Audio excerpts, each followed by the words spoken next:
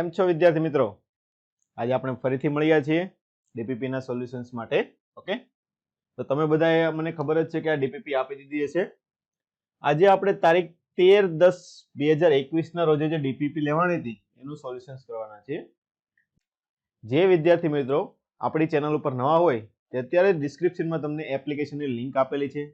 તે application download કરી અને 13/10/2021 ની અત્યારે ડીપીપી આપી દો. કેમ કે એપ્લિકેશનમાં ડીપીપી તદ્દન ફ્રી ઓફ કોસ્ટ રાખેલી છે. ડીપીપી આપી અને જે ક્વેશ્ચન તમને ન આવડતા હોય તે ક્વેશ્ચનનું સોલ્યુશન તમારે અહીંયાથી જોવાનું રહેશે. ઓકે, તો ચાલો આપણે શરૂઆત કરીએ 13/10/2021 ની ડીપીપી. સ્ટાર્ટ આપણે આઈ હેવ રીડ ઇન્સ્ટ્રક્શન કરી દઈએ, ડાર્ક મોડ કરી દઈએ એટલે આપણને થોડીક મજા આવે. ચાલ, તો પહેલો ક્વેશ્ચન તમને શું આપેલો છે કે એક લિફ્ટ પર ગતિ કરે છે. શું છે? એક લિફ્ટ ઉપર તરફ ગતિ કરે છે. વેગ વિરુદ્ધ સમયનો આલેખ તમને આપેલો છે. તો કાપેલું અંતર તમને તરત યાદ આવ્યું. શું કીધું સર? કે વેગ વિરુદ્ધ સમયનો આલેખ હોય તો અંતર ગોતવાનું તો શું લેવું પડે? ડાયરેક્ટ ક્ષેત્રફળ. શું લેવું પડે? ક્ષેત્રફળ. આનું ક્ષેત્રફળ ગોતી નાખો એટલે તમારે ડાયરેક્ટ જવાબ આવી જશે. તો તમે બે ત્રિકોણનું અને એક લંબચોરસનું ક્ષેત્રફળ લઈ શકો. અથવા અહીંયા તમે જો બંને આ ત્રિકોણવાળા ભાગ સરખા છે ને, ધારો કે આ ભાગ ઉપાડીને તમે અહીંયા ઉલટો મૂકી દો અહીંયા આ રીતનો, તો શું થઈ જાય? આખો એક લંબચોરસ થઈ જાય. 10 ને ઊંચાઈ 3.6. તો ડાયરેક્ટ તમે એ રીતે પણ કરી શકો. 10 × 3.6 એટલે 36 જવાબ આવી જશે. અથવા તમને આવું શોર્ટમાં ખબર ન પડે તો શું કરવાનું? બંને ત્રિકોણનું અલગ અલગ ક્ષેત્રફળ લઈ લો, લંબચોરસનું ક્ષેત્રફળ લઈ લો એટલે તમારો જવાબ આવી જશે. ચાલ, હવે આપણે જવાબ આવશે 36. સેવ કરી દઈએ. નેક્સ્ટ એમસીક્યુ માં આપણને શું કીધું છે? એક પદાર્થ 80 ફૂટ પ્રતિ સેકન્ડના વેગથી ઉપર તરફ ફેંકવામાં આવે છે. એટલે દાખલા કે આ જમીન તમને આપેલી હોય, અહીંયાથી એક પદાર્થ આપણે ઉપર તરફ ફેંકો તો ઉપરથી પાછું શું આવશે? આમ નીચે આવશે આ રીતનું. ચલો, તમને શું કીધું છે? 96 ફૂટ ઊંચાઈ કેટલા સમય પછી થશે? એટલે ફેંકેલા પછી એની ઊંચાઈ 96 ફીટ ક્યારે થાય? તો જો ઊંચાઈ છે તમને જી આપેલો છે, યુ આપેલો છે, તો શું લખાય? તમને તરત યાદ આવી ગયું સૂત્ર. ડી બરાબર શું લખીએ આપણે? ut plus half of 80 square. ચલો મૂકી દો. અંતર તમને 96 ફીટ આપેલું છે, યુ 80, ટી પ્લસ હાફ.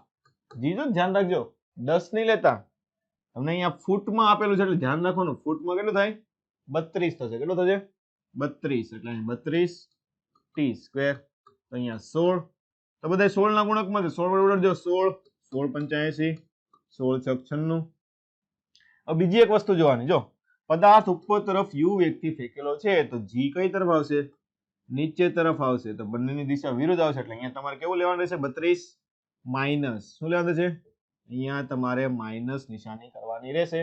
આ વસ્તુ એક ધ્યાન રાખવાની. ચાલો આ બાદ લઈ જાઓ તો શું આવશે? હવે T square minus 5t plus 6 બરાબર 0. તો બે ભાગ પડે, 3 અને 2. તો શું આવશે? ટી બરાબર 2 એન્ડ ટી બરાબર 3 સેકન્ડ. હવે તમને એમ લાગ્યું કે સર બે જવાબ કેમ આવ્યા? એક 2 સેકન્ડ ને એક 3 સેકન્ડ. તો જો અહીંયા આપણે જોઈએ. ફોર એક્ઝામ્પલ ધારી લો કે અહીંયા તમારી 96 ફૂટ ઊંચાઈ છે. શું છે? આ તમારું 96 ફૂટ છે. તો શું થાય? નીચેથી અહીંયા સુધી જવા માટે 2 સેકન્ડ લાગે અને નીચેથી અહીંયા સુધી પાછો આવે તો પણ 96 ફૂટ ઊંચાઈ જ થાય ને, તો આખો સમય 3 સેકન્ડ હોય. તો બે જવાબ પણ આવી શકે છે. ઓકે, તો અહીંયા આપણે જવાબ તમારે શું થશે? 2 અને 3 સેકન્ડ બંને જવાબ તમારા માટે સાચા પડશે. ચાલો હવે જોઈએ. એક પદાર્થનો વેગ વિરુદ્ધ સમયનો આલેખ તમને આપેલો. મહત્તમ પ્રવેગ તમને તરત યાદ આવી ગયું. શું કીધું તું? કે જેનો ઢાળ હોય, વેગ વિરુદ્ધ સમયનો ઢાળ હોય તે શું આપશે? તમને પ્રવેગ આપે. હવે પ્રવેગમાં પણ જો તમને અહીંયા 3-4 ઢાળ આપેલા છે. જો આ બધા ઢાળ જ આપેલા છે ને, પણ તમને જો રકમમાં શું કીધું છે? મેક્સિમમ, મહત્તમ ઢાળ. તમને ખબર છે સીધો ઢાળ ઓછો હોય તેમ જેમ તમે વધારતા જાવ ઢાળ વધતો જાય ને, તો વધુમાં વધુ ઢાળ કયો આવશે? આપણે પીળા કલરનું માર્કર છે તે વધુમાં વધુ ઢાળ આવશે. તો ડાયરેક્ટ એનું જ ગોતી લઈએ. શું થાય? ચાલો dy/dx. તો dy એટલે 80 માઇનસ 20, dx એટલે 40 માઇનસ 10. તો 60/10 એટલે તમારો જવાબ કેટલો આવશે? 6. કેટલો આવશે? જવાબ તમારો થશે 6. એટલે આપણે 6 ટીક કરી દઈએ અને નેક્સ્ટ ક્વેશ્ચન તરફ આગળ વધીએ. હવે તમને એમ કીધેલું છે એક માણસ ઉપર તરફ એક બોલ ફેંકે છે 20 મીટર ઉપર જઈને પાછો હાથમાં આવે છે. તમને ખબર છે તમે ઉપર દડો ફેંકો ઉછળીને તમારા હાથમાં જ આવવાનો છે. ચલો હવે શરૂઆતનો વેગ તમને u કીધો છે અને બોલ કેટલો સમય t હવામાં એટલે હવામાં કેટલો સમય રહ્યો છે તે t સમય છે તો તે તમારે ગોતવાનું છે. એટલે આપણે આકૃતિ એવું લાગે તો દોરી નાખવાની. નીચેથી ઉપર ગયો ઉપરથી નીચે આવ્યો. હવે તમને શું કીધું છે શરૂઆતનો વેગ અહીંયા u છે. ચલો મેં તમને ક્લાસમાં ભણાવ્યું હતું તમને યાદ હોય તો શું થાય મહત્તમ ઊંચાઈ એટલે અહીંયા તો વેગ 0 હોય તો આપણને ખબર જ છે. જે રીતે ઉપર જાય એ જ રીતે શું આવે નીચે આવે. તો અહીંયા ઉપર તરફ અને નીચે આવે. અહીંયા દાખલા કે અહીંયા v વેગ લઈ લઈએ. શું લઈ લઈએ આપણે v. અહીંયા u આપ્યો છે તો u રાખી દઈએ આપણે. તો અહીંયા આપણે દાખલા કે v કરી નાખ્યો. ઓકે અહીંયા નીચે તરફ એક બંને વેગ કેવો હોય સરખા જ હોય ને. નીચેથી ઉપર જાય ને ઉપરથી નીચે આવે બંને કેવું હશે સરખું. જો આમાં તમને શું શું વસ્તુ આપેલી ઊંચાઈ આપી છે શરૂઆતનું છે અંતિમ છે g પણ તમારી પાસે નીચે તરફ. તો કયું સૂત્ર લાગે v square minus u square બરાબર 2ad. ચલો મૂકી દો. અંતિમ તમારે v એટલે કે અહીંયા u સ્ક્વેર ગોતવાનો છે. 2 પ્રવેગ 10 ને ઊંચાઈ 20 તો 20 ગુણ્યા 20 એટલે વર્ગમૂળ પણ 20 જ થાય ને. u તમારો કેટલો આવી ગયો 20.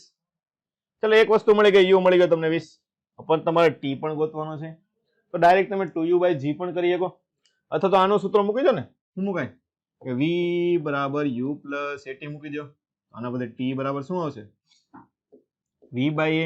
તો આગળ થાય v 20/10 એટલે આ 2 સેકન્ડ. પણ જોજો આ 2 સેકન્ડ કઈ મળી છે અહીંયાથી અહીંયા પાછળના ભાગની 2 સેકન્ડ તો આગળના ભાગની પણ 2 સેકન્ડ જ હોય. તો ટોટલ t કેટલો થશે 2 + 2 એટલે કે 4 સેકન્ડ.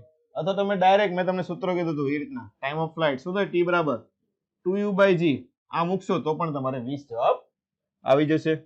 અહીંયા આપણે જવાબ શું થશે 20 અને 4 એટલે કે ઓપ્શન નંબર તમારો આવશે ડી. ચાલો હવે જોઈએ કે 200 મીટર ઊંચાઈના ટાવર પરથી 20 મીટર પ્રતિ સેકન્ડના વેગથી ઉપર તરફ ફેંકતા તે જમીન પર કેટલાના વેગથી આવશે. ચાલો શું કીધું છે હવે 200 મીટરનો ટાવર છે. ઓકે એટલે કે અહીંયા એક ટાવર છે. હવે અહીંયાથી ઉપર તરફ ફેંકવાનો છે. ઉપરથી તમને ખબર છે નીચે આવવાનું જ છે હવામાં તો રહેવાનું નથી. ચાલો તો 20 ના વેગથી ફેંકેલો છે. કેટલાના વેગથી 20 ના વેગથી. તો જમીન પર કેટલાના વેગથી આવશે. હમણાં આપણે આગળનો દાખલો ભણી ગયા શું હોય જેટલાના વેગથી ઉપર તરફ ફેંકે એના તમે સમતલમાં લાઈનમાં લ્યો તો અહીંયા પણ નીચે તરફનો વેગ કેટલો છે 20 નો જ હશે. ચલો અહીં શરૂઆતનો વેગ છે તમને ઊંચાઈ આપેલી છે. હવે અંતિમ વેગ તમારે ગોતવાનો છે. ફરીથી આપણે આગળ મૂક્યું તો એ જ સૂત્ર v square minus u square બરાબર 2ad લઈ શકો. ઓકે ચલો અંતિમ વેગ તમારે v સ્ક્વેર ગોતવાનો છે બરાબર u સ્ક્વેર આવવા જવા દો તો 20 નો વર્ગ 402 પ્રવેગ 10 અને અંતર અહીંયા તમને આપેલું છે 200 મીટર. તો 4400 એટલે કે 4400 થશે v સ્ક્વેર. તો v કેટલું થશે જો 660 છે તો 60 નો વર્ગ 3600 65 70 ને 75 તો 70 નો વર્ગ 4900 તો વધી ગયો. તો વચ્ચેનો જવાબ આવશે ને એટલે લગભગ કેટલો હશે તમારો જવાબ 65 આવશે. કેટલો આવશે 65. ઓકે એટલે જવાબ તમારો થશે ઓપ્શન નંબર બી. ચલો નેક્સ્ટ ક્વેશ્ચન તરફ આગળ વધીએ. એક બાળક આપેલું છે 6 કિલોમીટર દૂર આવેલી સ્કૂલે જાય છે. સ્કૂલે જતો એટલે ધીમે ધીમે જાય નિશાળે તો જવું ન હોય એટલે 2.5 ની ઝડપથી જાય છે. ઘરે આવે તે મજા આવે ને સ્કૂલેથી છૂટી ગયા હાલો તો રિટર્ન કેટલામાં આવે છે 4 ની ઝડપથી. તમને ખબર છે સ્કૂલ થી ઘરનું અંતર ને ઘરથી સ્કૂલનું અંતર કેવું હોય સરખું હોય. તો અંતર સરખા હોય એ પ્રમાણે આપણે સરેરાશ ઝડપનું આપણે શોર્ટકટ સૂત્ર ગણીએ છીએ. શું લખે છે v એવરેજ બરાબર 2 ટાઈમ્સ v1 v2 છેદમાં v1 પ્લસ v2. તો નીટમાં આ 2 વખત પૂછાઈ ગયેલું છે બેઠે બેઠું સૂત્ર જ તે. ચાલો મૂકી દો 2 ગુણ્યા 2.5 ગુણ્યા 4 છેદમાં 2.5 પ્લસ 4 એટલે અહીંયા 5 ગુણ્યા 4 ને અહીંયા આવશે તમારે 6.5 તો 13 × 5 = 1.3 1.3 એટલે 10 વડે ગુણી નાખો તો 40/13 તમારો જવાબ આવશે ઓપ્શન નંબર બી 40/13 થશે. ચલો નેક્સ્ટ ક્વેશ્ચન તરફ આગળ વધીએ. હવે જો 2 કિલો અને 4 કિલોના દળ ધરાવતા બે સમાન કદના દડા કુતુબ મિનાર કે જેની ઊંચાઈ 72 મીટર છે ત્યાંથી નીચે તરફ મુક્ત કરવામાં આવે છે. જ્યારે તેઓ જમીનથી 1 મીટર ઊંચાઈ હોય એટલે અહીંયાથી મૂકેલા હોય અને આ તમારું છે, આ તમારી જમીન આવી ગઈ. ઓકે, અહીંયાથી આ 1 મીટર છે અને આખું 72 મીટર છે. તો કઈ વસ્તુ સરખી હશે તે વસ્તુ તમારે ગોતવાની છે. ચાલો જોઈએ.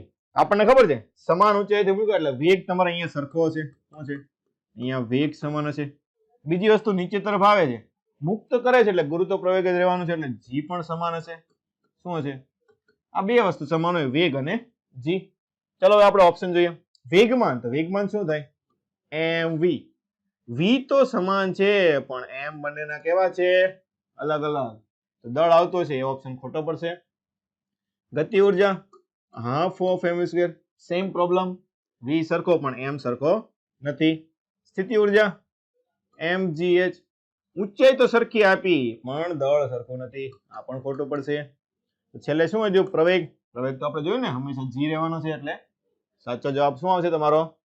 પ્રવેગ આવશે. શું આવશે? પ્રવેગ. Option number D. ચાલો હવે નીચેનામાંથી કયો આલેખ વેગ વિરુદ્ધ સમયનો છે? ચાલો, વેગ વિરુદ્ધ સમયનો આલેખ કયો થશે? તો ચાલો બધા આલેખો જો, પહેલો, બીજો, ત્રીજો, ચોથો, ચારે ઓપ્શન જો. તો જો આમાં સમય રિટર્ન આવ્યો, સમય કોઈ દી ઘટે નહીં, તો શું આવશે? સમય ન ઘટે તો ઓપ્શન એ નહીં આવે. બીજો, આ પોસિબલ થાય, સમય આમાં ફરતો આગળ વધે છે. આમાં પણ જો સમય રિટર્ન મારે છે, આમાં સમય એક સમય બે અલગ અલગ વેગ આપેલા છે, એ પણ ખોટું પડશે. તો જવાબ તમારો કયો આવશે? Option number B. ચાલો નેક્સ્ટ કરીએ. ચલો નેક્સ્ટ એમસીક્યુ. અચળ પ્રવેગથી ગતિ કરતા ટ્રેનનું એન્જિન સિગ્નલ પોસ્ટ પર u વેગથી અને છેલ્લો ડબ્બો v વેગથી પસાર થાય તો મધ્ય ભાગ પર કેટલો વેગ હશે? આપણે શોર્ટકટ ભણી ગયા હતા ને ક્લાસમાં. શું હતું? જો ફરી એક વાર તમને સમજાવી દઉં. શું હોય? દાખલા કે બે વસ્તુ હોય, અહીંયાથી દાખલા કોઈ પદાર્થ કે ટ્રેન કે કોઈ પણ વસ્તુ પસાર થતી હોય કાર વાર, એ બિંદુ છે, અહીંયા બી બિંદુ છે.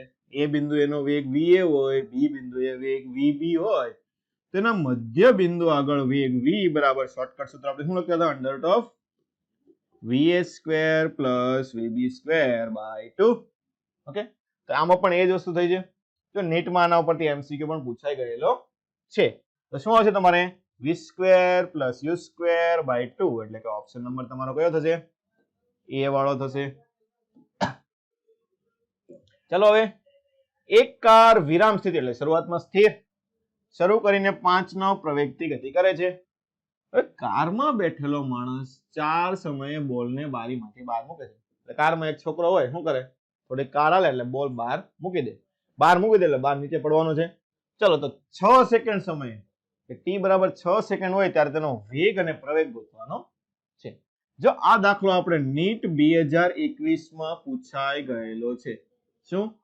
નીટ 2021 ની એક્ઝામમાં આ દાખલો પૂછાઈ ગયેલો છે. ચાલો ગણીએ. શું થાય? પહેલા તો 4 સેકન્ડ સુધી શું છે? કારની સાથે સાથે ગતિ કરતો છે ને, તો તે રીતે કારની સાથે સાથે આપણે વેગ ગોતી લઈએ. તો v બરાબર u પ્લસ at. શરૂઆતમાં તો સ્થિર છે એટલે આ 0. તો a પ્રવેગ કેટલો આપેલો છે તમને? 5. સમય 4 એટલે કે 20. મતલબમાં આ દડો છે અત્યારે આ તરફ તેનો વેગ 20 છે. કેટલો છે? 20. હવે 4 સેકન્ડ પછી શું મૂકો? નીચે મૂકો.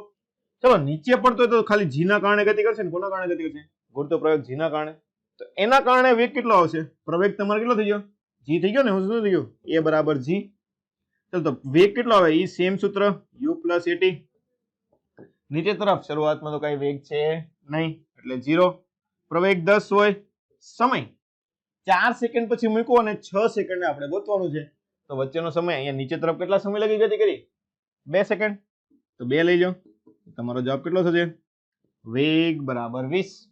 તો નીચે તરફ વેગ 20, આ તરફ વેગ 20, તો પરિણામી આ દિશામાં કેટલો થશે? 20 √2. ઓકે, તો વેગ 20 √2 આવ્યો અને પ્રવેગ a બરાબર g એટલે g 10 હશે. તો 20 √2 અને 10 તમારો જવાબ થશે. તો આમાં ઓપ્શન થશે તમારો ઓપ્શન નંબર ડી. હવે કરીએ 7 નેક્સ્ટ MCQ. હવે શું કીધું છે તમને કે વેગ વિરુદ્ધ સમયનો આકાર તમને AMB હોય તો પ્રવેગ વિરુદ્ધનો આકાર કેવો થશે, એટલે પ્રવેગ વિરુદ્ધ સમય તમારે ગોતવાનો છે. ચલો જો આ દાખલો આપણે JEE માં પૂછાઈ ગયેલો છે. કેમાં? JEE ના MCQ માં આ દાખલો પૂછાઈ ગયેલો છે. તો શું કીધું AM અને MB આ રીતના બે તમને આલેખ આપેલા છે. તો આનો તમારે પ્રવેગ વિરુદ્ધ સમય, ચલો વેગ વિરુદ્ધ સમયનો આલેખ જો સીધી રેખા આપી. કેવી આપી? સુરેખ. શું આપ્યું છે? પહેલી વસ્તુ તો સુરેખ આપ્યું છે. અહીંયા પણ સુરેખ ગ્રાફ છે. કેવો ગ્રાફ છે? સુરેખ. આપણને ખબર છે વેગ વિરુદ્ધનો સુરેખ ગ્રાફ હોય તો પ્રવેગ કેવો છે? પેલા તો એક તો અચળ પ્રવેગ આવે. કેવો આવે? અચળ પ્રવેગી ગતિ થાય. કેવી ગતિ થાય? અચળ પ્રવેગી ગતિ થશે. એટલે પ્રવેગ અચળ આવ્યો એટલે સીધી લીટી આવવાની છે, એ આપણને ખબર પડી ગઈ. બીજી વસ્તુ, આનો ઢાળ જો, પેલાનો ઢાળ કેવો છે? નેગેટિવ છે. આપણને ખબર છે વેગ વિરુદ્ધ સમયના આલેખનો ઢાળ શું આપે તમને? પ્રવેગ આપે ને. તો પ્રવેગ તમારે કેવો આવશે? પેલા માટે ઋણ અને આના માટે ઢાળ કેવો આપેલો છે તમને? જો ધન આપેલો છે. તો પેલા માટે ઋણ ઢાળ, બીજા માટે ધન ઢાળ, અને કેવો આવશે? અચળ. તો એ રીતનો તમે ઓપ્શન્સ જોશો. અહીંયા આપણે જોઈએ, ચાલો બધા ઓપ્શન્સ. હવે પહેલો તો પોસિબલ નથી, બીજો ઋણ અને ધન, તો બીજો થઈ શકે ને. ત્રીજો અચળ નથી, ચોથામાં પણ એવું નથી, તો ઓપ્શન નંબર તમારો કયો આવશે? બી જવાબ થશે. ચલો MCQ નંબર 12. વેગ તમને આપેલો છે v0 + gt + ft². તો t = 0 સમય x0 હોય તો t = 1 સમય સ્થાનાંતર x ગોતવાનો કીધો છે તમને. તો કઈ રીતે વેગ આપ્યો x ગોતવાનો? તમને તરત ખબર પડી ગઈ. શું આવે? d બરાબર અથવા તો x બરાબર સંકલન v dt. ચલો કરો સંકલન. ડાયરેક્ટ આપણે કરી નાખીએ. સંકલનનો નિયમ શું થાય? ઘાત વધારો ઘાત છેદમાં. ચલો તો v0 છે તો v0 t plus gt²/2 plus ft નો ઘન છેદમાં ઘન. ચલો સંકલનની લિમિટ પણ આવશે ને. શું કીધું? 0 થી 1 સેકન્ડ દરમિયાન, એટલે 0 થી 1 લિમિટ થઈ ગઈ તમારી. 0 તો બધું 0 થઈ જાય, લખવાની જરૂર નથી. t બરાબર 1 મૂકી દો. શું આવશે? v0 plus g/2 plus f/3. તો જવાબ તમારો થશે v0 plus g/2 plus f/3. એટલે કે તમારો ઓપ્શન થશે ઓપ્શન નંબર બી થશે ને. શું થશે? બી. ચલો નેક્સ્ટ કરીએ. ચલો અહીંયા પણ ગ્રાફ આપ્યા છે કે અચળ પ્રવેગી ગતિનો સ્થાન વેગ અને પ્રવેગના આલેખો આપેલા છે. જો ગતિ કેવી આપી છે આપણને? અચળ પ્રવેગી ગતિ. કેવી કીધી છે? અચળ પ્રવેગી ગતિ. ચલો પ્રવેગ અચળ. ચલો પ્રવેગ અચળ કીધો તો બધામાં પ્રવેગ તો અચળ આપેલા જ છે. ઓકે. તો વેગ જોઈએ. પ્રવેગ અચળ તો વેગ વિરુદ્ધ સમયનો આલેખ કેવો થાય? આપણે આગળ બે MCQ ગણ્યા ને. સુરેખ આવશે. કેવો આવશે? સુરેખ. તો આ 3 માં તમને સુરેખ આલેખ આપ્યો એટલે આ તો પેલા કેન્સલ થઈ ગયું તમારે. ચલો આ 3 માં જોઈએ સુરેખ. પણ જો પ્રવેગ કેવો આપેલો છે તમને? એ પોઝિટિવ. બધે પ્રવેગ કેવો છે? ધન છે. તો શું છે? પોઝિટિવ ઢાળ હોવો જોઈએ ને. વેગ વિરુદ્ધ સમયનો આલેખનો ઢાળ શું આપે? પ્રવેગ. એટલે ઢાળ ધન હોવો જોઈએ. આ બંનેમાં ધન ઢાળ છે પણ આમાં નથી, એટલે આ કેન્સલ થઈ ગયો તમારા માટે. હવે નેક્સ્ટ બે જોઈએ. આ તો મળી ગયા. હવે અંતરમાં આવો. ચાલો તો જો આ સુરેખ હોય તો આ સુરેખ હોય? ન હોય ને. પરવલયાકાર હોય. તો આ પણ ખોટું પડે. તમારો ઓપ્શન કયો આવશે? ઓપ્શન નંબર બી થશે. કયું થશે? Option number B. ચલો આગળ વધીએ. હવે ટી સમયે સ્થિર સ્થિતિમાંથી શરૂ કરીને એક નાનો ટુકડો ઘર્ષણ રહિત ઢોળા ઉપર ધારો કે t બરાબર n-1 થી t બરાબર n અંતરાલ દરમિયાન કાપેલું અંતર તમને SN છે. તો આ તમને તરત ખબર પડી ગઈ. n-1 થી n એટલે શું થાય? n મી સેકન્ડમાં કાપેલું અંતર થયું. શું થયું? n મી સેકન્ડમાં કાપેલું અંતર. તો તમારે SN/SN+1 નો ગુણોત્તર ગોતવાનો છે. જો આ MCQ પણ તમારે નીટ 2021 માં પૂછાઈ ગયેલો છે. ઓકે. નીટ 2021 નો MCQ છે. ચલો તો આપણે તમને તરત ખબર પડી. n મી સેકન્ડ તમને આપ્યું તો સૂત્ર તમને તરત મગજમાં આવ્યું. dn બરાબર શું લઈએ આપણે? u plus a/2 2n - 1. પણ અહીંયા જો શરૂઆત તમારે સ્થિર સ્થિતિમાંથી કરેલી છે એટલે શરૂઆતનો વેગ તમારે કેવો થઈ ગયો? 0. ચલો તો હવે મૂકીએ કોણ તમે? SN/SN+1. ચલો Sn + 1 કરો તો શું આવશે? આ તો 0 તો a/2 2n - 1 અને અહીંયા પણ a/2 2 n ની જગ્યાએ શું આવશે? હવે n + 1 - 1 થશે. ચલો સોલ્યુશન કરી નાખો. હવે ઉપર તમારે 2n - 1 થયું, નીચે 2n + 2 - 1 એટલે કે 2n - 1 ના છેદમાં 2n + 1 થશે. એટલે આમાંથી તમારો જવાબ શું આવશે? ઓપ્શન નંબર બી 2n - 1 ના છેદમાં 2n + 1 થશે. ચલો આજની ડીપીપી નો આપણે છેલ્લો એમસીક્યુ જોઈએ કે પ્રથમ 1 સેકન્ડ ને પછીની 2 સેકન્ડમાં વેગનો ગુણોત્તર કેટલો થાય? પહેલી 1 પછીની 2. તો જો તમને અંતર વિરુદ્ધ સમયનો ગ્રાફ આપ્યો, વેગ શું થાય? ઢાળ. શું થાય? ઢાળ. તો બંને માટે ઢાળ ગોતી લ્યો. ચલો આના માટે ગોતીએ ઢાળ. તો શું થાય? v1 dy/dx. તો 30/1. અહીંયા જ આપણે કરી નાખીએ. આપણે v1/v2 ગોતવાનું છે ને, તો અહીંયા આપણે 30/1. બીજા માટે ઢાળ ઊંચાઈ 30, આ 2, તો 30/2 તો આવડી જશે. તમારો જવાબ શું આવશે? 2/1. શું થશે? 2/1 એટલે ઓપ્શન નંબર ડી થશે. ઓકે, 7 નેક્સ્ટ કરીએ. તો અહીંયા આપણી ડીપીપી પૂરી થાય છે. ચલો હવે આપણે એક્ઝામને સબમિટ આપી દઈએ, યસ આપી દઈએ, ઓકે આપી દઈએ એટલે આપણને આપણા માર્ક્સ મળી જશે. તમે જોઈ શકો છો આપણે ફિઝિક્સમાં 60/60 માર્ક્સ આવી ગયા છે. તો નેક્સ્ટ લેક્ચરમાં આપણે 14/10/2021 જે ડીપીપી પૂછવાની હતી એ તમારે આપવાની રહેશે અને એનું સોલ્યુશન જોવા માટે તમારે ફરીથી અહીંયા પાછું આવવાનું રહેશે. ઓકે, તો નેક્સ્ટ લેક્ચરમાં આપણે ફરીથી મળીશું. ત્યાં સુધી ગુડ બાય. નમસ્કાર વિદ્યાર્થી મિત્રો, આજે આપણે ડીપીપી જોઈ રહ્યા છીએ. તારીખ 13/10/2021 ડીપીપી સોલ્યુશન કરી રહ્યા છીએ.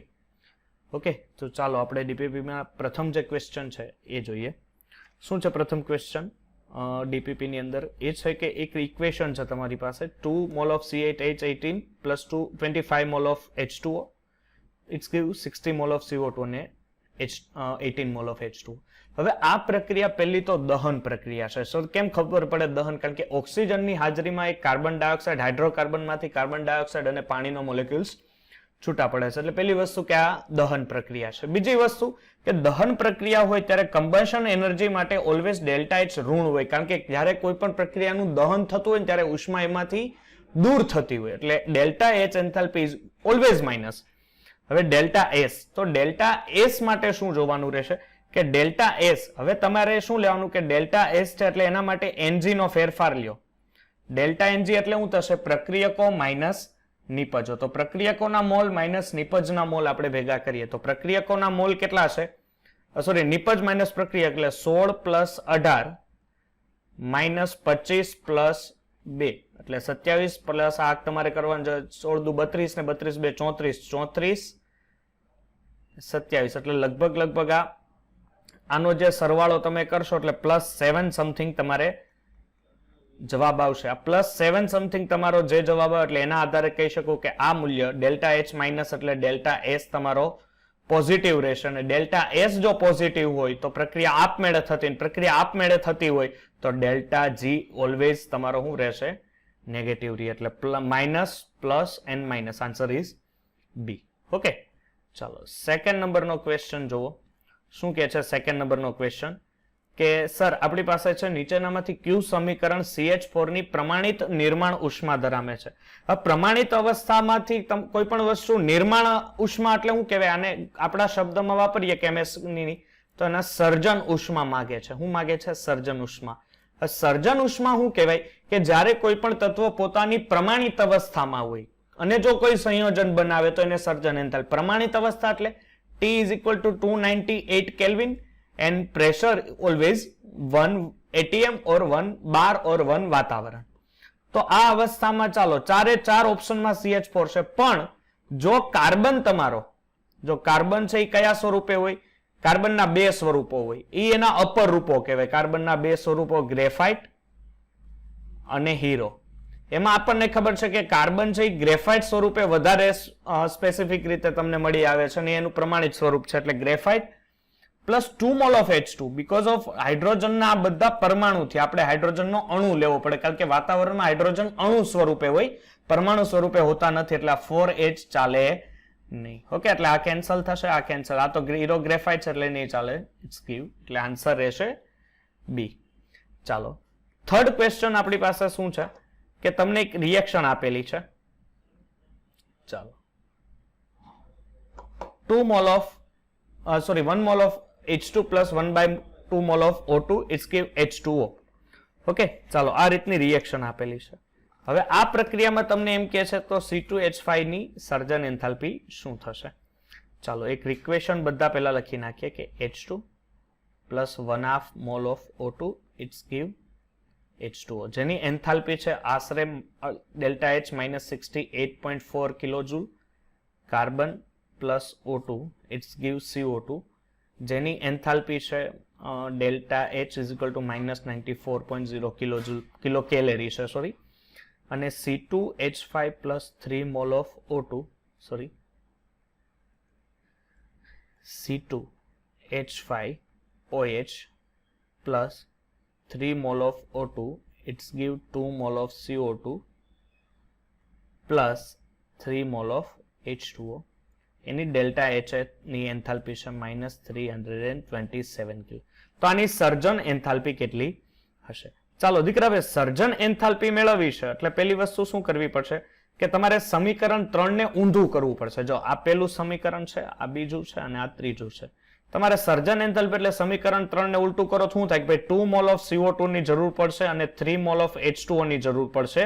મારે શું બનાવવા કે 1 મોલ ઓફ C2H5 બનાવવા માટે, અને એમાંથી ઓબ્વિયસલી 3 મોલ ઓફ O2 છૂટું પડે. એટલે આ પ્રક્રિયાની સર્જન એન્થાલ્પી તમારે ઓછામાં ઓછી 327 કિલોજૂલ, કારણ કે હવે ઉષ્મા ઉલટાવી છે એટલે ઉષ્મા કેવી થશે? પ્લસ થશે. હવે તમારે 2 મોલ ઓફ CO2 કરવું હોય તો સમીકરણ 2 ને કેટલા વડે ગુણવા પડે? 2 વડે. તો સમીકરણ 2 ને 2 વડે ગુણતા, કારણ કે તમારે અહીંયા 2 મોલ ઓફ CO2 ની રિક્વાયરમેન્ટ છે ને, એટલે 2 પ્લસ 2 મોલ એટલે કરશો એટલે 4 ઓક્સિજન, એટલે અહીંથી 2 મોલ ઓફ CO2 મળે તો એની એન્થાલ્પીને પણ 2 વડે ગુણવા પડે. જો એની એન્થાલ્પી પણ 2 વડે ગુણાય તો 94 ગુણ્યા 2. ઓકે, શું કરવું પડશે? 94 ગુણ્યા 2 એટલે -2 into 94. ઓકે, અને આ જો એન્થાલ્પીનો તમે હવે સરવાળો કરશો, કુલ એન્થાલ્પીનો જે ફેરફાર છે એનો શું કરશો? સરવાળો કરશો, એટલે -27 ને એને આધારે, તો એમાંથી તમને લગભગ જે ઇક્વેશન પ્રમાણે જે તમને મળશે એ -66.2 સમથિંગ તમને જવાબ આવશે. બરોબર છે, 66.2 કિલો કેલેરી જૂલ પર જેટલો જવાબ આવશે. કારણ કે આ તમારે ઇક્વેશનનો હવે શું કરશો? આ તમે કદાચ અહીંયા કરો. હવે હું કરું કે ઉપર H2 છે તો આ પ્રક્રિયાને તમારે શું કરવી પડશે? ઉલટાવી કરવી પડશે, કારણ કે તમારે H2O જમણી બાજુ જોઈશે, એટલે H2O it's give H2 plus 1/2 O2. ચાલો, તમારે H2O ને કેટલા જોઈશે? તો 3 મોલ H2O અહીંયા કરવા પડશે, તો આ 3 મોલ કરો એટલે આ 6 ઓક્સિજન કેટલા થયા? 3 મોલ થયા, એટલે અહીંયા એને 1.5 વડે ગુણવા પડે ને. 1.5 વડે ગુણવું એટલે 3 મોલ થઈ ગયા કે ન થઈ ગયા? અથવા 1/2 વડે ગુણવું તો પણ થશે. ચાલો, હવે શું કરશો? હવે આની અંદર શું કરવું પડશે તમારે કે સર આની અંદર મારે 3 મોલ H2O છે એટલે મારે એને એની ઉષ્મા છે એને પણ 3 વડે ગુણવી પડશે. ને એ રીતના તમે જો એન્થાલ્પીનો ફેરફાર કરશો એટલે લગભગ તમારે -66.2 કિલો કેલેરી પર મોલ જેટલી ઉષ્માની જરૂર પડશે. આની એન્થાલ્પી છે એને 3 વડે ગુણીને પછી સાબિતી આપશો. એટલે ચાલો, એના પછીનો પ્રશ્ન શું કહે છે આપણને કે નિશ્ચિત તાપમાન T અને ઉષ્મા શોષક પ્રક્રિયા A થી B સંપૂર્ણપણે પૂરી થવા માટે એન્ટ્રોપીનો ફેરફાર કેવો હોવો જોઈએ? એન્ટ્રોપીનો ફેરફાર ઓલવેઝ જો પ્રક્રિયા ઉષ્મા શોષક હોય તો એન્ટ્રોપીનો ફેરફાર 0 કરતા કેવો હોવો જોઈએ? વધારે હોવો જોઈએ. 0 કરતા વધારે હોવો જોઈએ, એટલે ઓપ્શન સી હોવો જોઈએ. ચાલો, નેક્સ્ટ છે આપણી પાસે કે એક ઇક્વેશન છે કે H2 plus 2 mol of Cl એ તમારી રિએક્શન છે, એટલે H2 plus Cl2 it's give 2 mol of HCl. આની ઉષ્મા જે એન્થાલ્પીનો ફેરફાર છે -44 કિલો કેલેરી જેટલો છે. પછી શું છે કે 2 mol of Na plus 2 mol of HCl it's give 2 mol of NaCl plus H2. Okay, આની એન્થાલ્પીનો જે ફેરફાર છે અહીંયા ભૂલ છે થોડીક, ટાઈપિંગ મિસ્ટેક, એટલે ડેલ્ટા એચ આવશે. ઓકે, ચાલો, એટલે એને આધારે જો તમે જોવા જાવ તો આ એન્થાલ્પીના ફેરફાર પ્રમાણે અહીં કેટલો આવશે, -152 કિલો કેલેરી. ચાલો, હવે તમારે શું મેળવવાનું છે દીકરા? તમારે મેળવવાનું છે કે એન્થાલ્પીનો ફેરફાર Na plus 0.5 mole of Cl2 it's give NaCl. એટલે તમારે આ બે પ્રક્રિયાની એન્થાલ્પી છે એને ડિવાઈડ બાય 2 કરવું પડશે, કારણ કે મેં ડિવાઈડ બાય 2 કર્યું. જો આને ડિવાઈડ બાય 2 કરું એટલે Na, અને ક્લોરીન છે એને ડિવાઈડ બાય 2 કરવું એટલે અડધો Cl જ વધે ને. એટલે આ બે પ્રક્રિયાને જો અડધી અડધી કરો તો એમાંથી એક NaCl મળે, બાકી આખી રહેવા દો તો 2 NaCl મળે. એટલે તમારે એન્થાલ્પીને પણ 2 વડે ગુણવો પડશે. એટલે 152 ભાગ્યા 2 એટલે -76, અને 44 ભાગ્યા 2 એટલે -22. તો બેનો સરવાળો જ્યારે કરશો એટલે 76 પ્લસ 22 એટલે અરાઉન્ડિંગ તમે ગણશો એટલે 98, તો પણ જવાબ શું આવશે, -98 કિલો કેલેરી ઉર્જાની જરૂર પડે. એટલે -98 કિલો કેલેરી.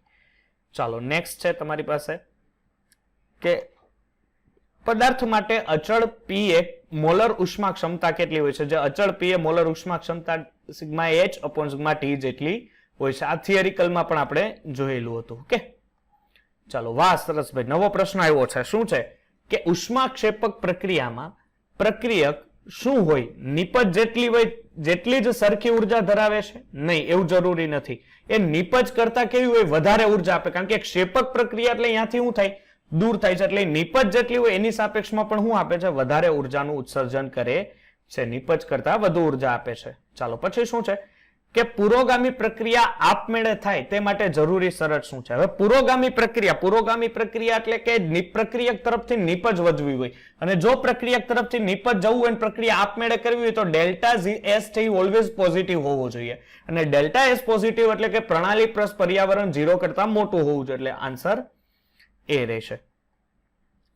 ચાલો, હવે શું છે તમારી પાસે કે એસિડ અને બેઝ ની તટસ્થીકરણની એન્થાલ્પીનું મૂલ્ય ત્યારે જ મહત્વ હોય જ્યારે એસિડ અને બેઝ બંને કેવા હોય, પ્રબળ હોય. કેવા હોય છે? બંને પ્રબળ હોય, તો જ એના એન્થાલ્પીનું મૂલ્ય મહત્વનું વધારો જોવા મળે છે.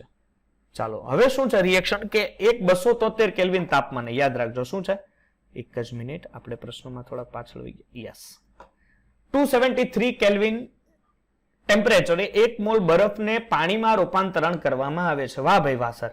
H2O સોલિડ છે, એમાંથી શું બનાવે છે, H2O liquid. Done, H2O solid માંથી H2. ત્યારે એન્ટ્રોપીનો ફેરફાર અનુક્રમે 38.20 અને 16.01 આટલો ફેરફાર દેખાડે છે.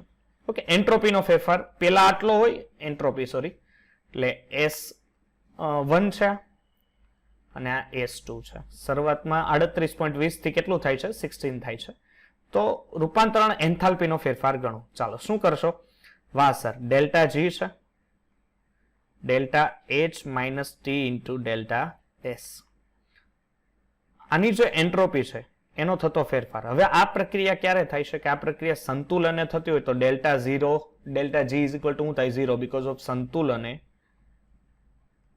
પ્રક્રિયા માટે delta G is equal two 0. Delta H મેળવવાનો છે, ટેમ્પરેચર 273 કેલ્વિન એન્ડ 16.01 માઇનસ 38.20.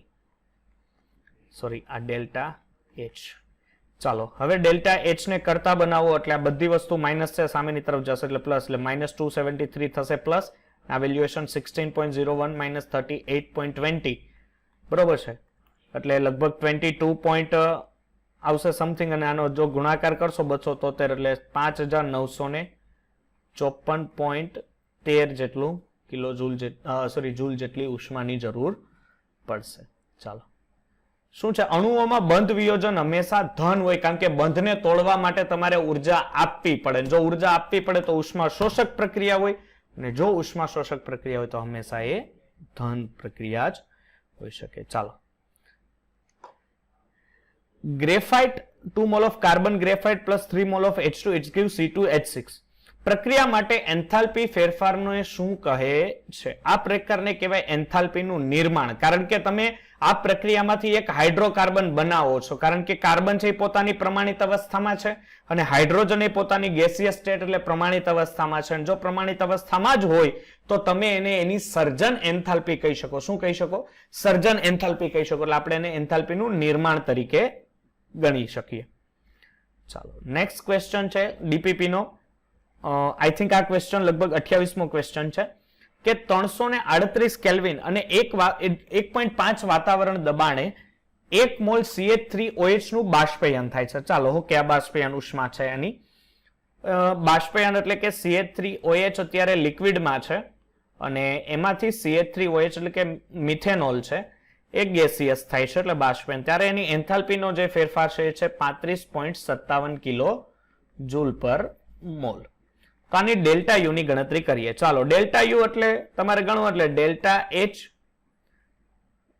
બાષ્પીભવન ઉષ્મા આપી દે. Delta H is equal to delta U plus delta NG RT. ચાલો શું કરશો કે ડેલ્ટા યુ મેળવવાનો છે. આ તો 35.57 જ છે. ડેલ્ટા યુ મેળવવાનો છે. એનજી ફેરફાર એટલે એક જ હશે કારણ કે 1 - 0 થાય ડેલ્ટા એનજી, કારણ કે નિપજ માઇનસ પ્રક્રિયા લિક્વિડ નો તો મોલ લેવાના ન હોય એટલે ગુણ્યા.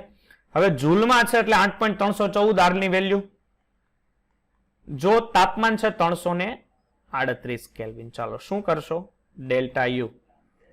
ઓકે ડેલ્ટા યુ છે એને તમે કરતા બનાવશો એટલે હવે વાતાવરણ છે અને તમે એ રીતે જો અહીંથી હવે ડેલ્ટા યુ ની જો ગણતરી કરશો તમે, બરોબર છે. આ જો કિલો જૂલમાં છે એટલે તમને આ કિલો જૂલમાં છે એટલે વાંધો નથી કઈ. અને આની ગણતરી કરશો એટલે અરાઉન્ડિંગ તમને આન્સર આવશે લગભગ 32.76 સમથિંગ તમારો આન્સર રહેશે.